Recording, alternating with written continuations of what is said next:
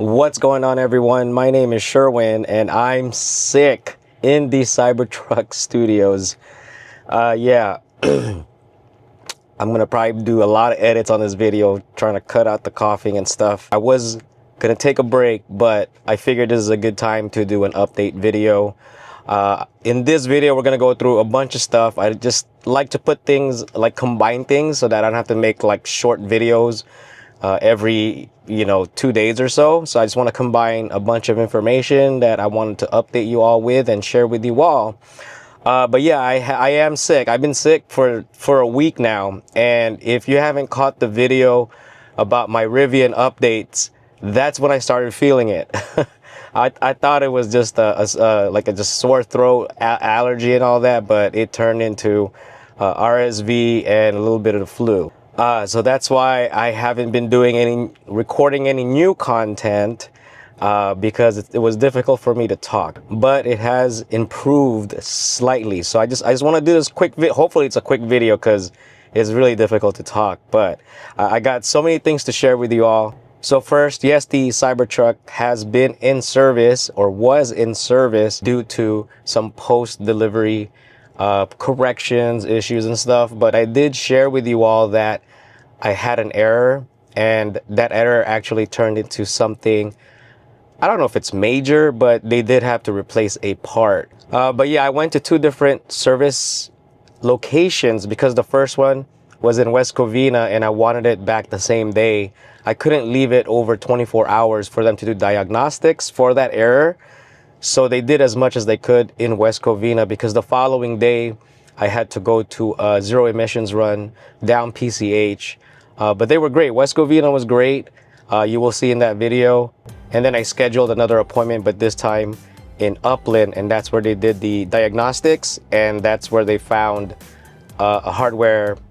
I don't know if it's a failure or something, but we needed to replace it. So I'll get more into detail with the service video that I have mostly recorded, but because again I got sick, I couldn't finish it off, so I still have to do that. So just stay tuned for that, and thank you for your patience.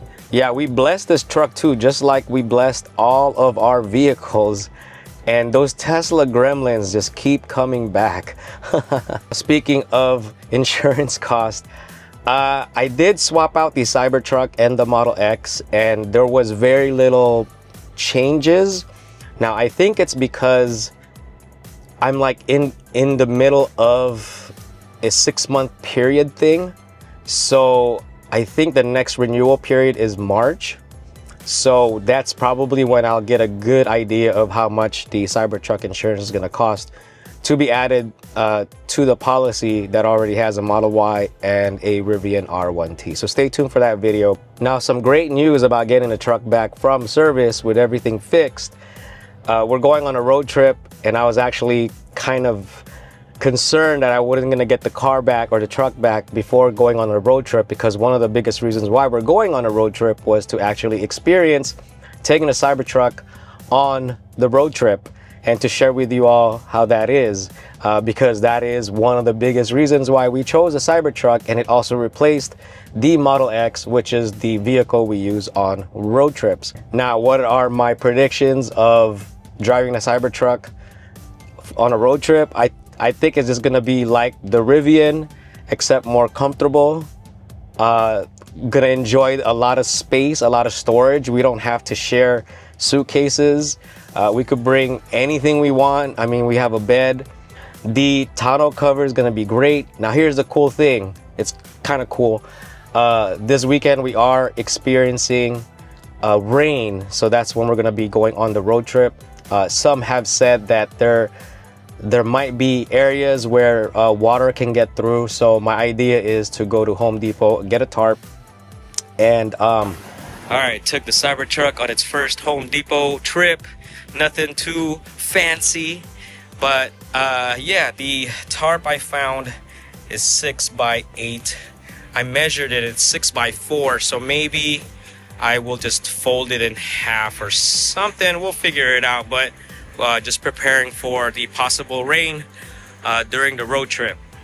use some of the cargo net straps that I got from Best EV Mods. If you haven't checked out that video, go check it out and use it to like tie it down and stuff, or just use ropes just to tie down the tarp to cover whatever we have. Now, Rivian has sent me an email notifying me that they are giving me a free trial to Connect Plus up to March 16th due to the fires. Now, I'm not directly impacted by the fires, but I am in the surrounding areas. We are getting more fires this week. It's just the weather has just been really bad for this part of California with the winds. Man, shout out to the firefighters, the first responders. I mean, just everyone who is directly involved in just supporting and trying to assist, and man, just good looking out. Thank you very much. Shout out to them.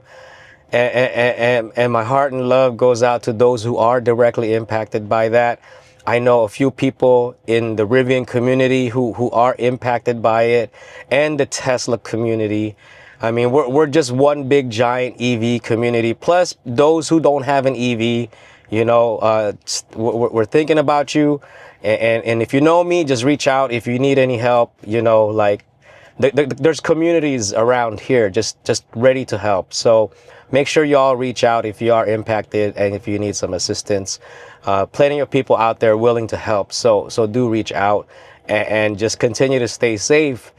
It ain't worth it. If you get a warning to evacuate, man, be ready. Be ready and just be ready. And then if you do get that notification to evacuate, do not mess around. Just be out. Just go. It ain't worth it. It is not worth it. Things are replaceable.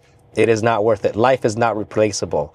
So, and it isn't fair for those who care about you that you are no longer here because you just made a wrong decision. So again, be safe out there, and you know, just reach out to those who are affected. There are people just ready to help. So hopefully once my health gets better, I want to get involved and join the EV communities, because many of them out there are donating their time, donating their vehicles.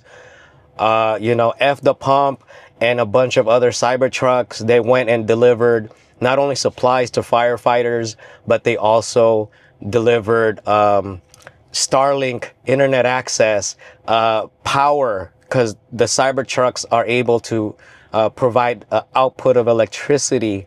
The Rivian communities, the clubs around Southern California are out there also contributing and donating their time and their R1Ts and R1. It's just a lovely thing. It is an unfortunate situation, but it brings people closer together. So yes, just reach out, please reach out if you need assistance. So because of those fires, a lot of events have been canceled or postponed. There were a couple of meetups with Rivian that have been canceled or postponed. There might be some stargazing in Joshua Tree. I think that's still on. I don't have that much information on it, but once I get it, I will share that with you all. The other event that's upcoming, at least next month, is Cyber Odyssey. You've seen some content with Brian, aka OG Cyber.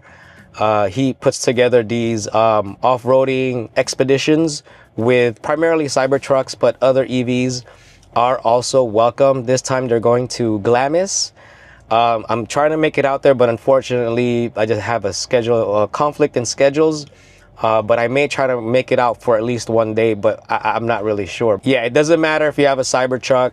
If you have an EV truck or EV vehicle ready for off-road, go reach out to him, check it out, and learn some things, or maybe you could share some things with other people. Next thing is, we did buy another vehicle for the business. It's actually replacing our current Toyota Corolla. Well, it's not current anymore. We don't have it, but it's our delivery vehicle for one of our businesses. It was just time to let it go.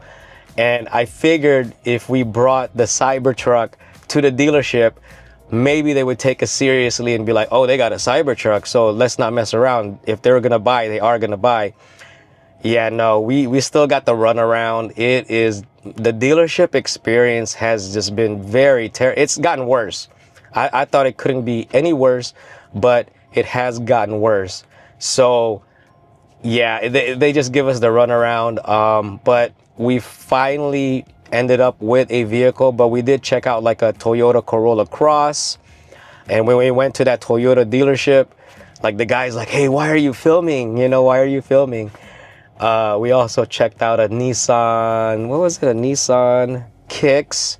We ended up with a Kia Niro, and I'm gonna insert some clips and stuff during that process, all the way up to the CarMax where we end up selling the Corolla. All right, so this is the Corolla, one of our delivery cars that we are trading in. I posted a photo that I said we were trading in the Cybertruck already, but no, this is the car that we were planning on trading in. It's pretty banged up. It's only a couple years old. I think it's somewhere around 70-something thousand miles, but we want to trade it in for something new. Our driver requests something higher. Because some of the roads that she drives on is like not paved, so we're gonna look into stuff like that. But that's what we've been checking things out. Dealership experience still horrible as we recall it, probably even worse. All right, we are back at the Kia dealership once again. Abby is making the deal. I didn't want to sit in. I'll just be frustrated. I don't want to have to deal with it. She has a number in mind. If they don't like it, we out of here. But they pulled it out. This is the Niro that we were interested in. It's a 2024, and just to give you an idea, MSRP on this bad boy is I think $33,490 according to the sticker. But of course they're gonna put in security system for $1,300, finishing touch for $900. So this is the Niro. The color is pretty nice. Hopefully our driver likes it. She wanted something a little bit higher than a Corolla, and this is what we are picking up. This is a 2024. So yeah, we'll see what happens. All right, we are headed back to CarMax. The last time we were there is to check out how much the Rivian R1T is worth, and we saw a Cyber Beast there. And today we're bringing the Cybertruck back to CarMax. Abby's in the Corolla. She's gonna go and have it, what is that called? Like checked out again. The last time we went there, they estimated the value to be around $14,000, something like that. So we anticipate it to be a little bit lower. I actually thought they were going to say 10,000 the last time we went, but they actually priced it more. Corollas are one of those vehicles that hold up its value regardless of condition or mileage.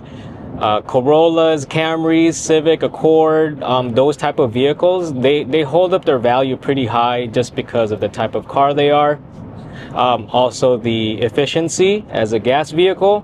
We have a Corolla LE hybrid, so it holds up the value fairly well. It's pretty banged up though, but we're gonna just go ahead and sell it to them. We didn't bother to do it with Kia just because we wanted to get out of there. And usually CarMax does offer a little bit more for those kinds of vehicles. So we're gonna go over there right now. I'm gonna go and pick her up, and then hopefully we get some good numbers, but regardless, we're just gonna get rid of it there. All right, so we got our appraisal done, and we were actually surprised. So I think a month or two ago, we got it appraised here, and it was at around 71,000 miles. We have driven and added another 2,000 miles on there, and they appraised it around $15,000. So we have equity. At that time we only owed 10,000, so we have about 5,000 equity. After today, after they appraised it, 16,000, so it actually went up.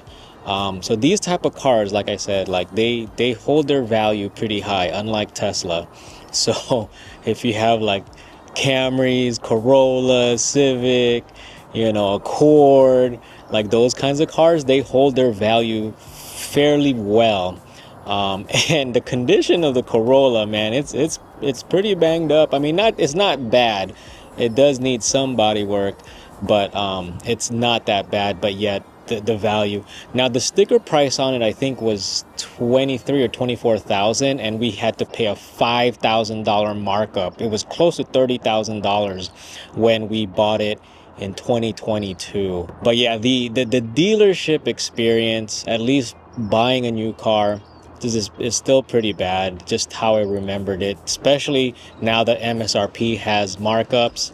But the CarMax experience here so far, selling and buying, I think we bought one, or maybe not, but selling a CarMax is really easy to do. So I do recommend checking out CarMax if you are planning to just sell. They're pretty fair with their pricing. Not on the Rivian though, not on the Rivian. And so some upcoming videos. I went to the San Diego Meetup in December. That was fun. So stay tuned for that video. The Zero Emissions PCH Run. That was the event that I needed the Cybertruck back because I wanted to go to that event with the Cybertruck. That was the first event for the Cybertruck that I took it to. And then we have a Model Y rear screen video. Again, stay tuned for those. I'm trying my best because of just my my current conditions. Yeah, but that's it for this video. I'm going as fast as I can because it's really hard to talk. Thank you for your patience and your continued support. The videos are not releasing to my original plans, but thank you again. If you have any questions, do post them down below in the video comments. Let me know what your thoughts are on the information that I've shared. Thank you for watching. If you like the video, please like. If you haven't subscribed, please subscribe, and I'll see you on the next one.